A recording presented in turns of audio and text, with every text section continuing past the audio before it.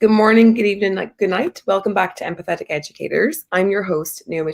I'm very excited to have Nic on the show today, coming on to talk all things well-being. So let's get ourselves started.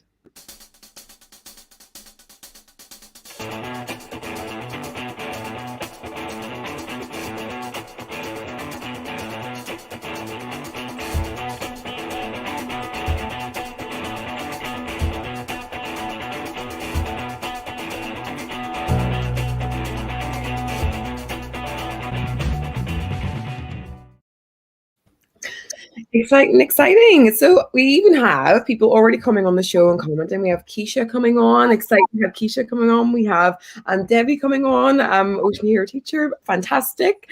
So really excited to be joining the show today and just talking about all things systems and all things well-being. And so we are going on to season 5. I can't believe it. We started December last year with season 1, and we've gone all the way through all the different parts of Empathetic Educators, and we're already on season 5. So we've gone through growth and relationships, we've gone through accountability and challenge, we've gone through systems, and now we're on perspectives as well. So I can't believe how much we've done in this year so far. So without further ado, let's bring on our guest. Hi. You okay? I'm good. How are you? I'm very well, thank you. Very well. It's evening. Thank you so much for it's a bit late on your side. It's a bit earlier on my side. It's yeah. Thank you so much for coming on. And I'm asleep. I'm joking. Well, I'm in a little state of mind of getting ready for bed. So yeah, I'm cool though. Cool. Thank you so much, Nic. So maybe let people know. So we've got Shannon popping on as well. She's like, good afternoon. So it's afternoon, her place in the world. Hi, Shannon. So people who do know you, people who don't know you, let us know a little bit about yourself. Oh wow, right, where do I start? I'm Nic Owen. I'm a 42-year-old woman who was a teacher. I'm a wife, I'm a mum of 2 boys, and I'm also the director and owner of Zenit Wellbeing, which is my company that I formed back in February 2019. Just before all the lockdown stuff, I decided that I was going to go full-time in my business. So yeah, I work with mainly children. But I work with, when I look at the whole child, I think of the people that are around the child, so parents, teachers, other agencies that work with children. So making sure that they're all singing from the same song sheet, modelling really positive behaviour regarding wellbeing, so that they're being really good role models for the children that I'm working with. So yeah, just making sure we've got a preventative approach to wellbeing and to self-care, so that we can try and prevent things developing into poor mental health. So I just want to try and avoid that, give them the tools that they need. Yeah, so I'm loving it. I love it. I think that's why I really wanted you to have a chat with you as well, because I think that's what I really believe in, is the more that we can prevent it, the less things can escalate, but also just understanding it as well. And I think it's crazy that you started this just before lockdown. I remember I was listening to a show that you were on, and you were like, so I decided to give up everything, and then the whole world came down around me. So that's we'll obviously go into that a little bit as well, and how you've dealt with all those challenges too as we go along. But as part of the show, we always have a little bit of a breathing, getting ourselves into together.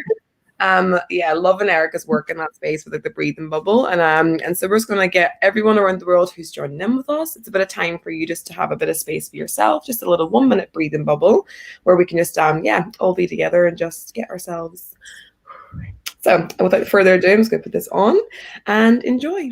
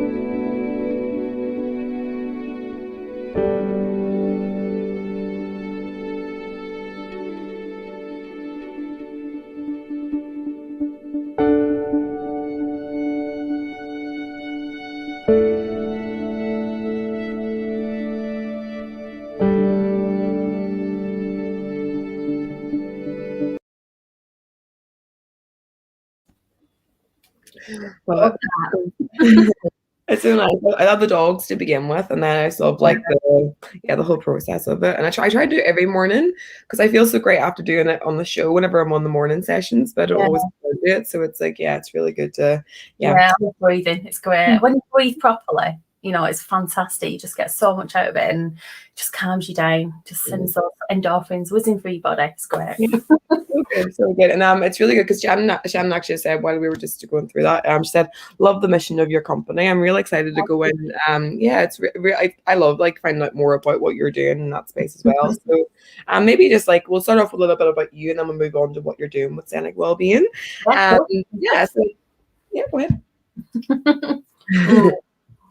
So the first question that I was thinking about, which I loved this session. Whenever I heard your session with Toria, it's such a good thing, but it really got to me to know you on a more of a personal level as well, and really got to make connections with how I've been on my journey too.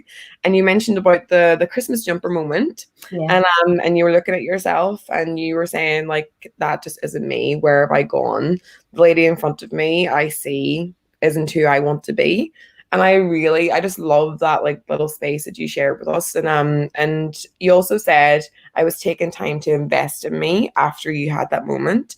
Can you explain a little bit about your journey going through like your mental and looking after your mental well-being and your physical well-being? Just let us know a little bit about like how that all came about.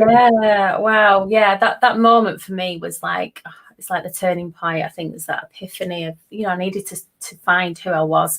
And when I actually think about this, and I talk about this when I speak with adults mainly, when I'm on training and things, it's when you look at all the different hats that we wear.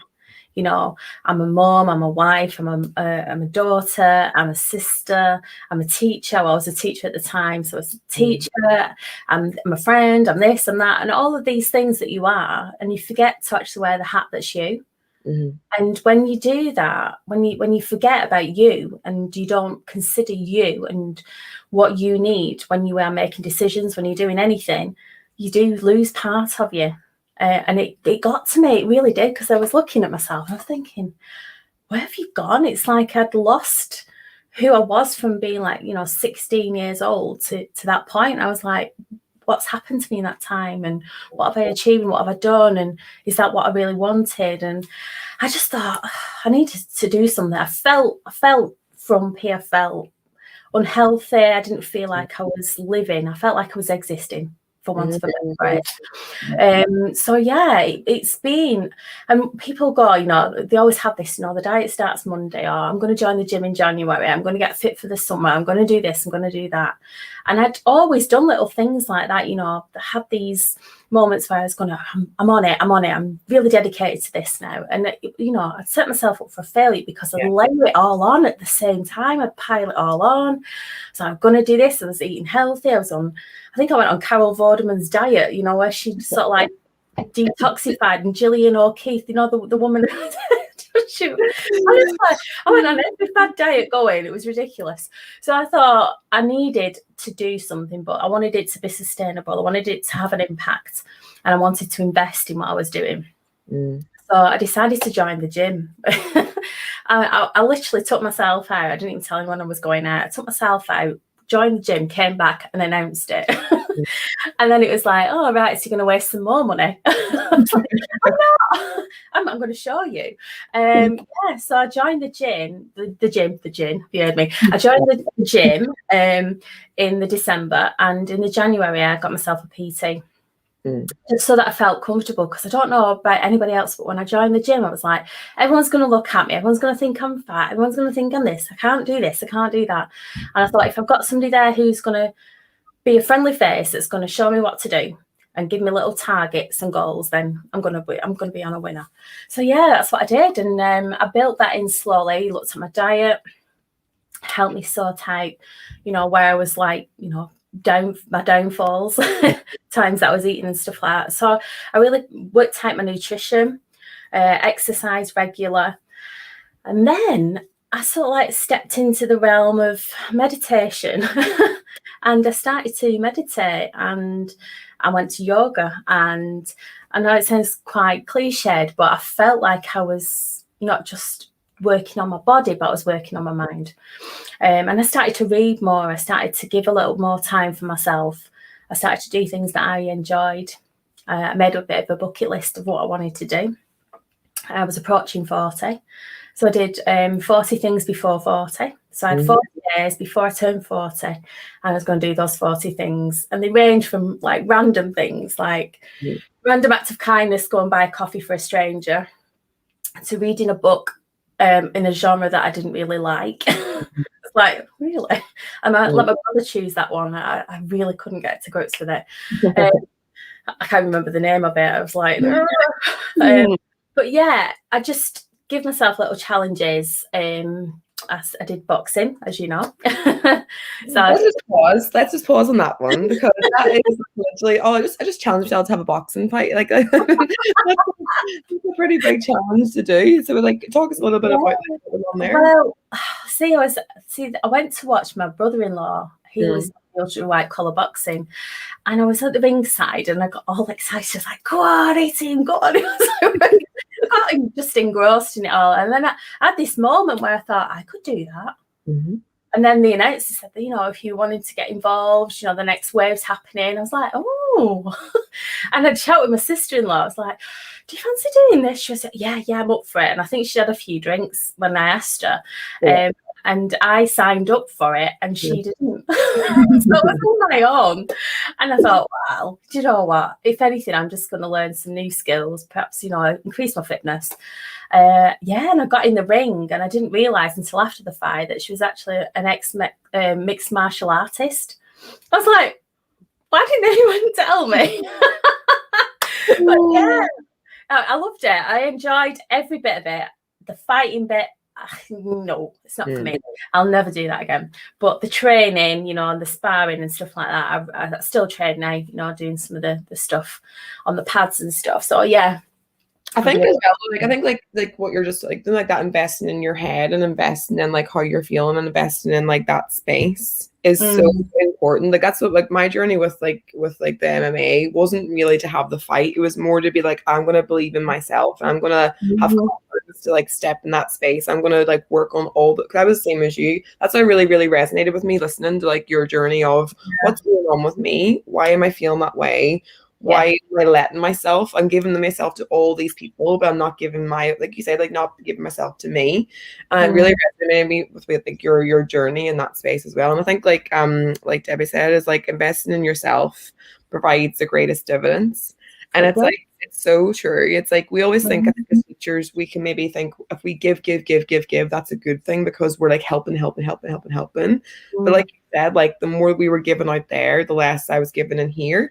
And it was really good, because we're going to talk about Carl. He's one of the focuses of this season.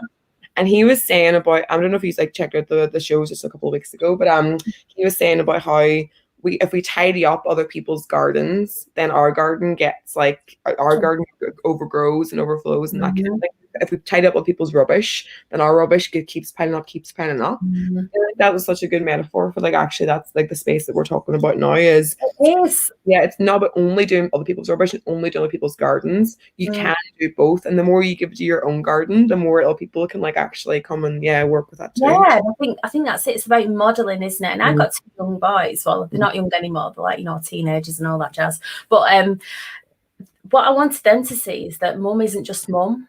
Mum's a person, and mum's got her own journey to go on, and mum's doing her own thing.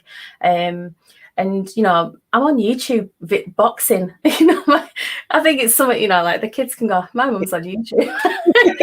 Nic Owen, that's what my name was on the back. It was quite funny. But yeah, I love it. That's such a good sponsored by my local shop. I love it. Yeah. But yeah, I think that's it. It's that, doing things. I don't know that I went through this thing of wanting to not just shock other people, but myself, into saying that I'm actually a real person. I'm here, I'm living. I know my granddad wasn't impressed. He was like, girls don't fight. It's a strong Yorkshireman. He was like, you're not doing it. I'm not watching you. Like, okay, fine, granddad. And I think, I climbed Mount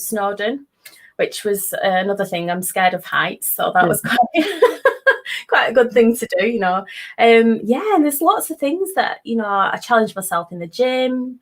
I like little challenges. I like doing things. I used to talk about that in the classroom, of how if you live your life completely in the comfort zone, I think it's Adrian Bluton that did the comfort, the stretch, and the stress zone. And you talk about being in the comfort zone. If you're constantly in that comfort zone, you're never going to grow. You're never going to experience things that you might not like, or that you might like, that might grow and take you in a different direction. And I talk about this all the time with the children that I work with. Sometimes you've got to do the things that might frighten you that little bit and push you to that extreme. Not so much that you're completely stressed out. You don't want to be in that state, because you're not going to learn or take anything from it. But in that stretch zone is where you grow the most. So if you can do that, and I was showing that to my children, and I think as a mum, I was showing them that I'm more than just a mum. And I think that's it. And I like my independence. I'm quite an independent person. Although I do love my family, I do like the fact that I'm actually Nic Owen, and I'm also Nic Owen the mum, and Nic Owen the wife. It's not about, like, I think, like, even you saying that phrase, it's like, but I do love my family. Like, it's so true. Even like as a teacher, I'm like, I'm doing this, but I do love my kids, like in my classroom. It doesn't, but it's not the either or, it's like the and. The more we can have, it's like, that's what's going to create even more of a person. Like, if you're only that one little person, the more you do, the more you have more person to actually give. Imagine that, going into school and saying to the kids, I've got my nose was like that. I'm joking. But going in and saying, oh, look what I did this weekend. I actually showed them the fight, and they were like, oh my word, miss, that's amazing. I was like, and I was so out of my comfort zone, and I felt like this, and I felt so scared, but I was doing something that I felt that I was making a difference. I'd raised money for charity, I've done this, and they were like, oh. And do you know what? There was one child in that class that went, I'm going to do boxing, miss. And do you know what? 6 months later, she invited me to her first debut fight, and watched her. So it's like, and then she come out, she went, I'm never doing that again. Well, I said, I completely understand you. I said, I completely get you there. But I was at the side, go on, Neve, go on. And she's like, and mum and dad were like, I can't believe your teacher's here. But well, that was it. I was supporting her in something that was challenging for her. And, she made her own mind up about it. So, yeah, I think it's great. So good. And I think like we got Erica on. Hi Erica, we just in your breathing bubble. And Erica's saying like, yes, I agree. Go to your comfort zone piece by piece. Yes. And I think like Sean as well, like resonates with what you just said. Beautifully stated, Nick. Sometimes you have to do things that might frighten you and push you to the extreme. Yeah. And like you said, like if we go too far into that just stress mode, and you can't even get into like that space. But what I really, because my partner also done a lot of boxing, and he said he couldn't believe how steady I was just before the fight, like just before like what's going on. And I think it was like that mental piece. I was like, I'm not here to, like, obviously you want to win and you want to like do all those things, but it was more of an internal thing for me. I was like, I've done everything that I wanted to do to get to this point. The next part is just like the final piece, but my change in my mindset and the change in like what actually is going on is like what I wanted to get to. And I felt so that was probably same as you, like what you're saying. It'll change my life forever doing that. Yeah.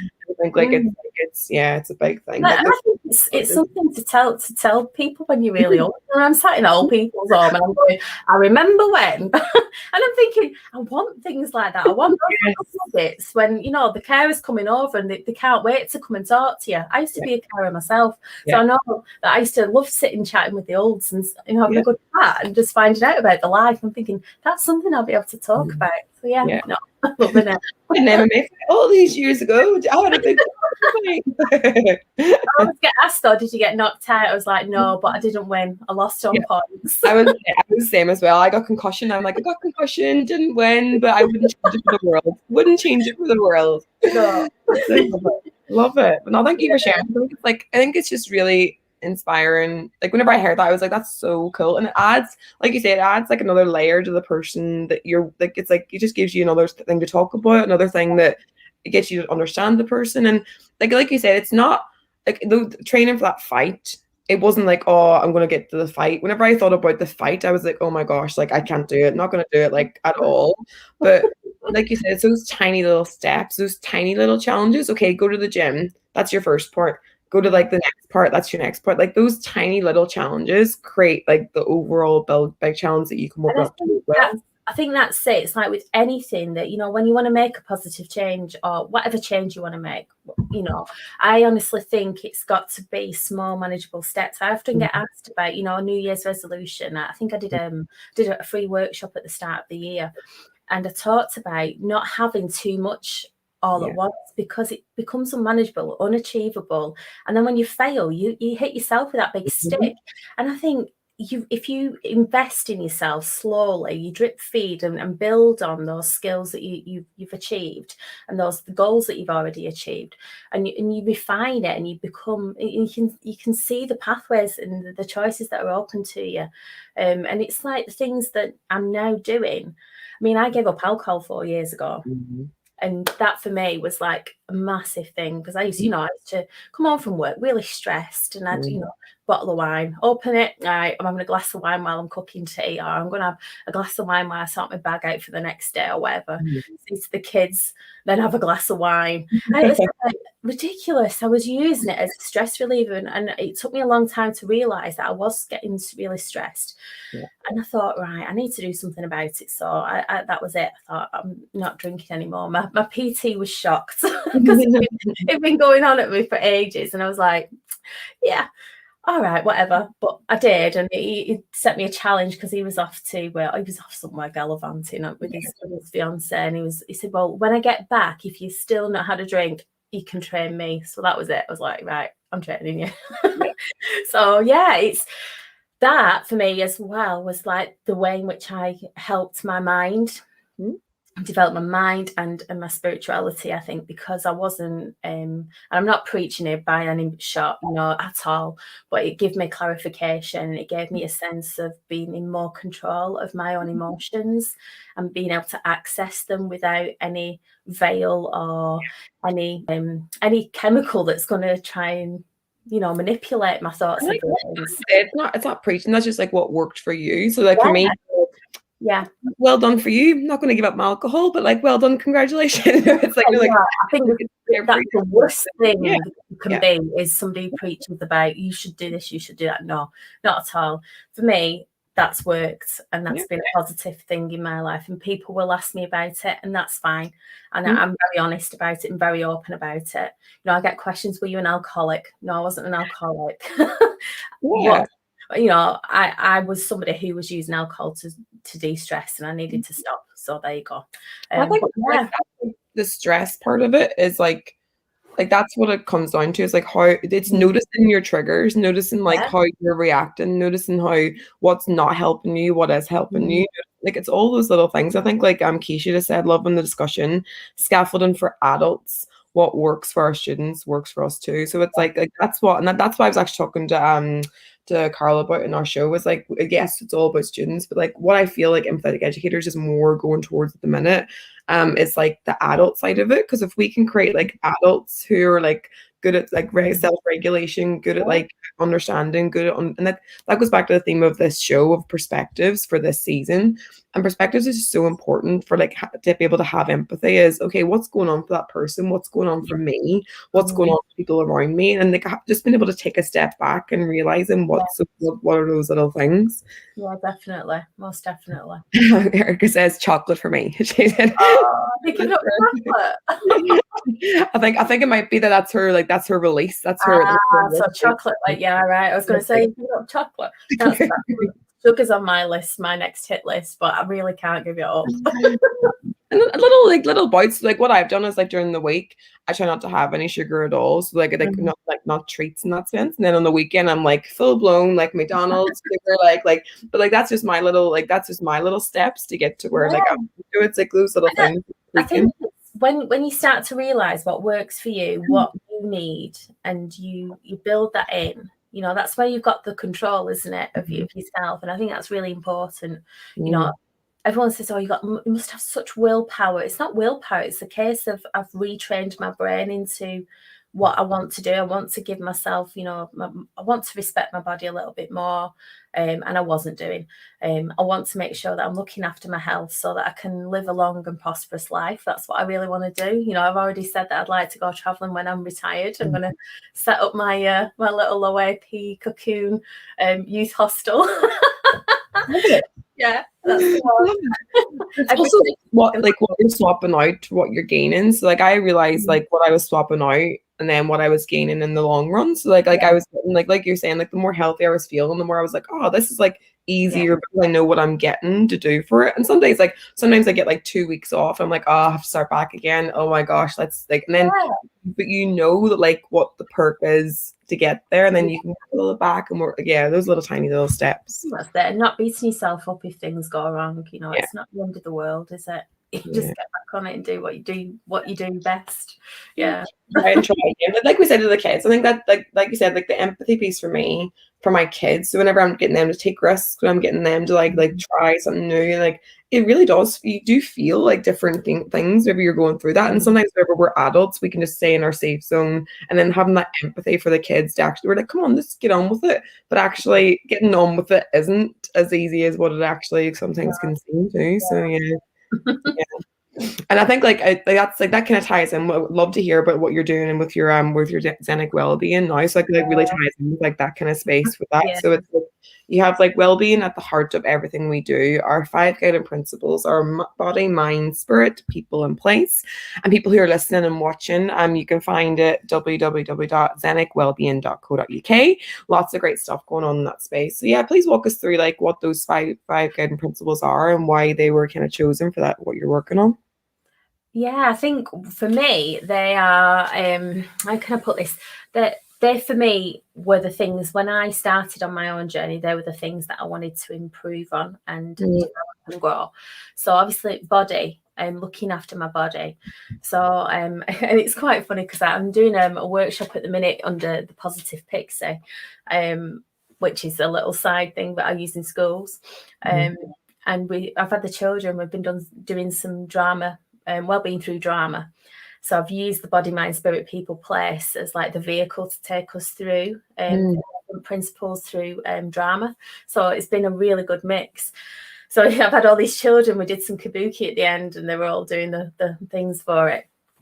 But body, obviously, is looking after my nutrition, making sure I'm drinking water, making sure I'm getting enough sleep, which is the bedrock of my self-care program for myself. Making sure that I'm exercising on a regular basis, going outside, getting enough sunlight so I can get my vitamin D, and making sure that I'm resting. Which I think is obviously overlooked, especially in the education profession. We don't rest as teachers. We don't switch off. So it's finding things that, give me that rest. So I think that's really important for me. So the whole body element is those 6 areas, really. And when we think about our mind, this is where the challenge comes in.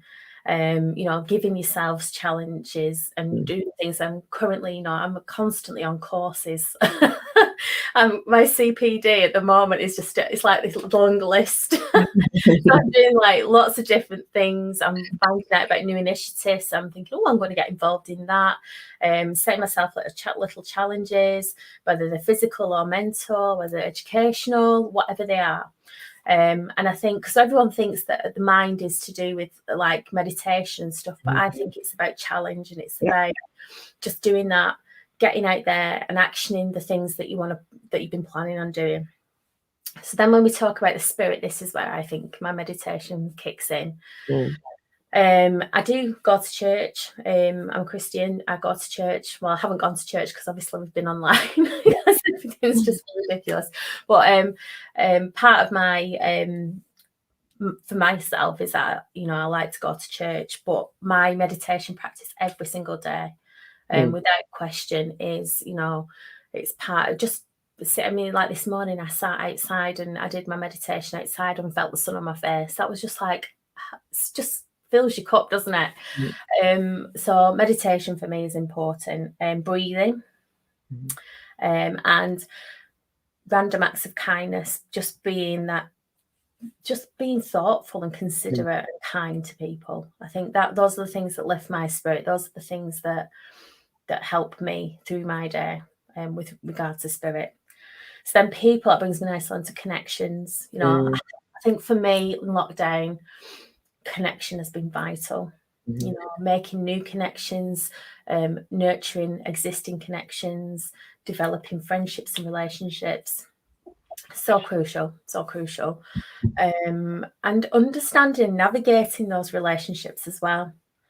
I think that's one thing that within my work, I try to resolve conflict and allow children to be able to understand that it's okay to have differences and to have disagreements and not agree with each other, but being able to do that in a safe space that's respectful and kind, because those are the social skills that we need to teach our children, our young people. So really, really important.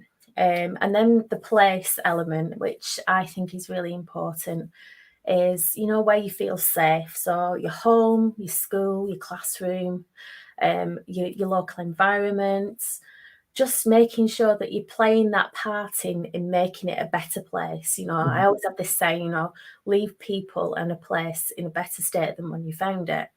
And I think if you can do that and you can enrich and make people feel comfortable wherever you are, I think that, you know, it's good for well-being. It really is. You know, whether, you know, you're at a concert or whether you're whatever you're doing, you know, you can make it comfortable, can't you? You know, you can cheer, you can sing at a concert, you can, you know, let someone go in front of when they're queuing for the loo, you know, that's constant, isn't it? But, you know, just place where you are, know where you are, and being grounded in where you are as well, being aware of your surroundings and what your part to play in it. So I think that's really, really important. So those are the 5 principles that guide me through whatever I'm doing, whether I'm working with children, whether I'm working with adults, whether I'm working with LAs, businesses, schools, colleges, whatever I'm doing. So yeah. Whoa. Well, that was really well concisely put. And I can't believe how much there's so much to unpack in all that little space. You like this? My brain's like, yes, and then they connect the next part, and then all the little light bulbs going off there, Naomi. It's beautiful. It's so many connections to like what you're talking about. I think even Eric said, love it. We need to chat, Nick. I love your additions of people in place. That's where the breathing bubble comes from, and that's what she's working in that space too. And I think it's so important. They all interlink. I think we that all the things you just talked about, then have the output of how you feel as the whole person, which goes back to what we were talking about before, and how the other person feels as the whole person. I see them as an ultimate Venn diagram. You all overlap, and in the middle is you, because these are all the things that help. It's a bit like is it Ikigai? You know, it's a bit like that, but for well-being. I think it's what you could because what I loved in New Zealand, they've got a really big, so they call it Horoda, and that's about well-being, but they use a weaving mat because it's part of the Maori culture. They have weaving, and I love the weaving part of it. It's sometimes it goes over and under, and the all and then the mat becomes who you are, and it's that then it's all of that all that weaving process that comes together with it, and that's what's so important. But I love the part of the challenge part, because that's why challenge is part of empathetic educators as well, because I believe the same thing. It's yes, being mindful and being sometimes being mindful just gets you worrying about what you're not doing. You're oh my gosh, I'm thinking this and thinking that, like that. But the challenge part, or the take an action piece, that's so important for your mindfulness as well, because then you're able to actually take action with yourself, and you're oh, I can do that. I didn't think I could, and then now I can. So that challenge again is such an important piece towards what you're talking about too. I think it's important as well as educators that we need to, there's been times where I've been, I was a year 6 teacher, so you can imagine. I'd gone from I started in year 4, then I went to year 2, then I went off and had my second son. So then I taught throughout the school, teaching RE and PSHE, which I loved. And then I went to year 3 and was there for about 4 years, and then they put me in year 6. I was in year 6 for 4 years, petrified of fractions and algebra and all the jazz that goes with it, because I'm not a mathematician. I'll be hands up. And I used to say to the kids, this is a challenge for me. You want to see me on a Sunday night and I'm planning and I'm looking and I'm checking what I'm doing with you. So that I sometimes have my wobbles, and I think that's so important. And I think this perhaps leads on to Carl's work is, you know, being able to be honest with children and the students that you're working with, because if you show them that you are vulnerable, I'm going to rephrase that, because I think vulnerability is one of the best qualities that you can have. But if you show them that you can have those wobbles and that anxiety sometimes about certain things, if you are honest with them and you show them how you handle it, I think that's a really positive role model there in front of them, because, you know, they can associate that actually, you know, we don't always get it right. And we always, you know, people do feel anxious and worried about things, and that's okay. But this is how we deal with it.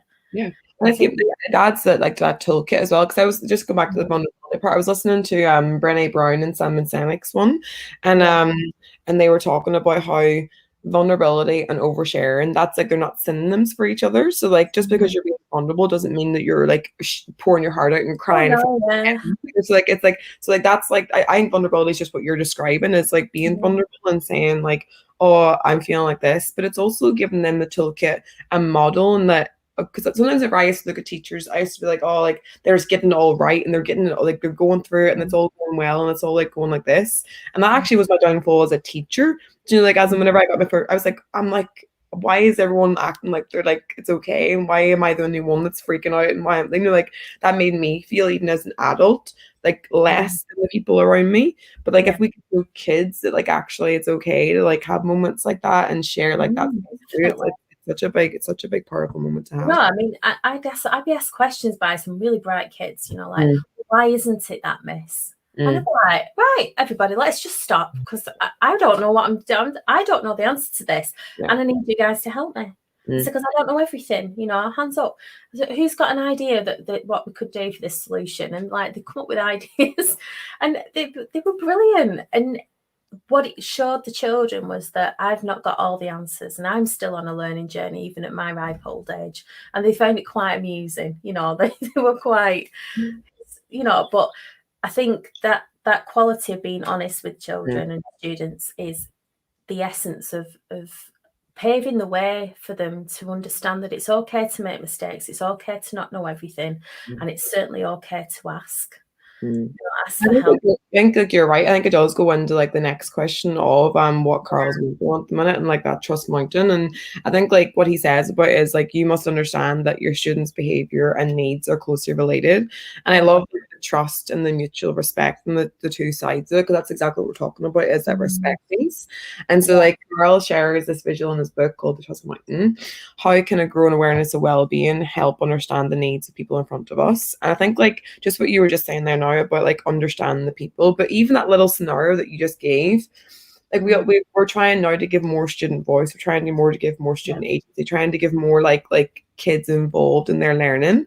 And the less I know about something, the best lessons happen, because I'm like relying on them, and I'm like bringing them in, and I still have enough to like help them and still have enough to like support them. I've got the skills to get them there, but just not the knowledge sometimes. And it's like how do we that's what actually can transform that mutual respect and trust piece with bringing that in. I mean, I've been in front of a class, and I had this one young man. I'm going to just call him Ted. I'm not going to say anything else. But he was a very bright young man, very bright, and had this wicked imagination. And I used to do, I don't know if anyone's aware of it, Pobble 365 I used to do. Every morning, I used to give the children an image, and I give them a starting sentence. And they copy the starting sentence in the books, and they called them the Pobble books.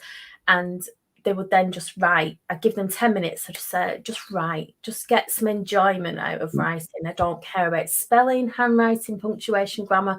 I am not fussed at all. I just want you to write. And they used to just 10 minutes, and it was a really nice space, because used to do a meditation beforehand. So they'd be very calm, and then they get this image, and they could actually have a very clear approach to what they were doing. And this young man, he loved writing, and he refused to use the other pobbles. He got stuck on this one that he wanted to write the ending of the story. And I used to say, should we have Ted's next installment? And the kids loved it. Yeah. And it was his little platform, you know, that was his thing. And he shone, and you know, we'd use it as teaching points. So, is there any way we could use a different synonym for this? Could we think of a different way of, you know, looking at the grammar, you know, the structure of this sentence? Can we improve it? And it got to the point where I'd photocopy it and we'd go, right, we're going to edit Ted's work today. And we'd use that, and that for him was massive, you know. And like when he was very good at maths as well, and you know, we play a countdown where we get all the numbers, and he gets so close sometimes. He used to get so frustrated, and I've got a different way, and I'm like, right, pen up here, come and show us. And that's the thing, I'd give the children that ability to, you know, to share with each other. And there was one time where Ted really, he wasn't great at space and shape. And one little boy who wasn't very good at number, and he was very good at shape and space, which always happens in your maths lessons. And this young boy, Jacob, and I said, Jacob, will you come up and show Ted how you work this out? But because of the dynamics of the class, you know, he was like, how can he tell me what? I was like, but it was good to see that, you know, they were teaching each other. And he was like, oh, I didn't realise that it was that. Thank you for that. And it built other relationships, and it made them less judgmental of each other, because I think by the time you get to year 6 as well, you know which table they're on, don't they? They know whether they're in the high group, the lower group, or they're not daft. You know, as much as you try and disguise it, you know, they're not daft. So when you are having your other people from different groups sharing their practice and what they've done to get the answer with other students who are perhaps more of a higher ability, it makes them realise it. And I think it's really important that you realise that you can learn from everybody in the classroom. And I think it goes back to like that perspective of like this theme of perspectives, like because I'm the same. Like I think the learners do know, even if it's not groups, even if it's not like whatever it is in the classroom, like it could like some people do and some people don't, but like it's whatever it is, like people know. Sometimes they can think that they're better than each other. Sometimes they think like they're like or the worst of it. Sometimes they can think that they're worse than the people, so their self-esteem gets ruined. But like you say, the more we can create little pockets of them like sharing their strengths and sharing their weaknesses.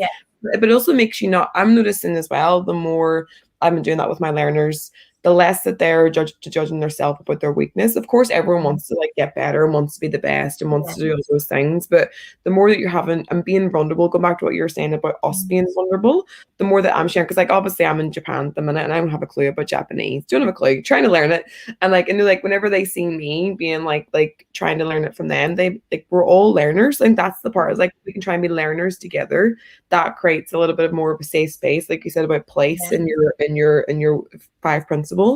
Having that place to actually be safe and be okay with sharing and like even has the perspective of, oh, like you can help me and I can help you. It's like that's a good I just think I mean, going back to my school days, I knew my place in my primary school, and it wasn't a very nice place. You know, I'll be honest with you.